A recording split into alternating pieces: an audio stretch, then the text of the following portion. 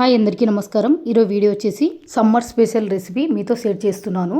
Summer special recipe అని ఎందుకన్నానంటే ఎండాకాలంలో ఆ వేడికి ఎలాంటి మసాలాలు వేయకుండా పొట్టకి హాయిగా చల్లగా ఉండాలి అంటే ఈ రెసిపీ బెస్ట్ అని చెప్తాను. ఇలాంటి పచ్చడితో ఎంత తిన్నా గానీ మనకి కడుపు బరం అనేది ఉండదు, డైజెషన్ ప్రాబ్లమ్స్ కూడా ఉండవు, అలాగే పొట్టకు హాయిగా ఉంటుంది, చల్లగా ఉంటుంది, టేస్ట్ కూడా చాలా బాగుంటుంది. ఈ రెసిపీ చేయడం కూడా చాలా ఈజీ అండి, చాలా సింపుల్ గా తయారు చేసుకోవచ్చు. ఫ్రెండ్స్ మరి చూసేద్దామా సింపుల్ గా ఉల్లిపాయ పెరుగు పచ్చడి ఎలా తయారు చేసుకోవాలో. ఉల్లిపాయ పెరుగు పచ్చడి తయారు చేయడం కోసం 1 కప్పు కమ్మటి పెరుగుని తీసుకోవాలి. ఇలాంటి రెసిపీ చేసేటప్పుడు పెరుగు అనేది పుల్లగా లేకుండా ఉండాలి. చాలా మంది పెరుగు పుల్లగా ఉందని చెప్పి పారేయకుండా మజ్జిచారులు ఎక్కువ చేస్తూ ఉంటారండి. అంటే ఎందుకు వేస్ట్ చేయాలి, మజ్జిచారు చేసుకుంటే సరిపోతుంది కదా అని చెప్పి చేస్తూ ఉంటారు. అలా పెరుగుని వేస్ట్ చేయకోకుండా తయారు చేసుకోవాలనుకున్నప్పుడు ఒక చిన్న చిట్కా అయితే చెప్తాను, ఒకసారి ట్రై చేయండి. ఆ పెరుగులో కాంచి చల్లార్చుకున్న పాలని కొద్దిగా వేసుకొని కలుపుకొని మజ్జిచారు చేసుకోండి. పులుపు బ్యాలెన్స్ అయిపోయి మజ్జిచారు కూడా చాలా రుచిగా ఉంటుంది. నేను చెప్పిన ఈ టిప్పు మీకు యూజ్ అయితే కామెంట్ బాక్స్ లో షేర్ చేయండి. ఫ్రెండ్స్ ఈ పెరుగులోకి రుచి తగ్గట్లు సాల్ట్ వేసుకొని పెరుగు అనేది ఉండలేం లేకుండా బాగా కలుపుకోవాలి. అంటే పెరుగు అంతా బాగా క్రీమీగా వచ్చేంత వరకు కలుపుతూ ఉండాలి. చూసారు కదా పెరుగు అనేది ఎక్కడ ఉండాలనేది లేదు. ఈ విధంగా అయితే కలుపుకొని పక్కన పెట్టేసుకోవాలి. స్టవ్ మీద కడాయి పెట్టుకొని కడాయిలోకి ఒక 2 టేబుల్ స్పూన్ల వరకు నూనె అయితే వేసుకోవాలి. నూనె వేడయ్యాక ఇందులోకి కొన్ని మెంతులు వేసుకొని ఎర్రగా వేయించుకోవాలి.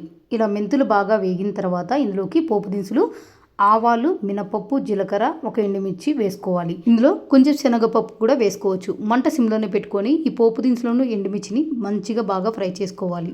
పోపు దినుసులన్నీ బాగా ఫ్రై అయిన తర్వాత ఇందులోకి ఒక చిన్న ఉల్లిపాయను, అలాగే ఒక 5-6 పచ్చిమిరపకాయలను, కొంచెం అల్లాన్ని చిన్నగా కట్ చేసుకొని వేసుకోవాలి.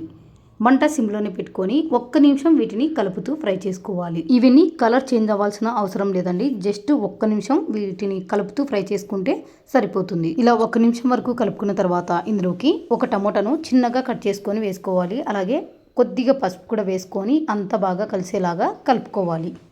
ఇలా కలుపుకున్న తర్వాత ఇందులోకి కొద్దిగా కరివేపాకు కూడా వేసుకొని మంట సిమ్లోనే పెట్టుకొని ఈ టమోటా కాస్త మెత్తగైనంత వరకు కలుపుతూ ఫ్రై చేసుకోవాలి. టమోటా అంతా ఈ విధంగా మెత్తగైన తర్వాత ఇప్పుడు స్టవ్ ఆఫ్ చేసుకోవాలి. ఇలా రెడీ చేసి పెట్టుకున్న ఈ పోపులోకి ముందుగా కలిపి పెట్టుకున్న పెరుగంతా వేసుకోవాలి.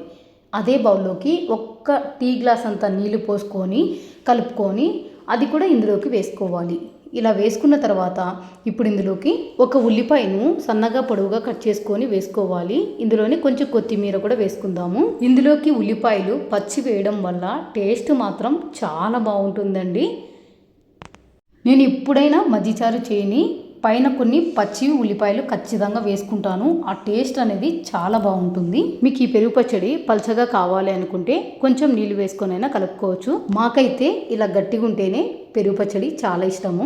అంతేనండి, ఎంతో సింపుల్గా చాలా ఈజీగా ఉల్లిపాయ పెరుగు పచ్చడి అయితే రెడీ అయిపోయిందండి. మనకు హెల్త్ బాగలేనప్పుడు కానీ వంట చేసే టైం లేనప్పుడు కానీ ఏదైనా సింపుల్గా చేసేసుకోవచ్చు అంటే ఈ రెసిపీ చేయండి, చాలా బాగుంటుంది. ఇంట్లో వాళ్ళు కూడా అందరికీ నచ్చుతుంది.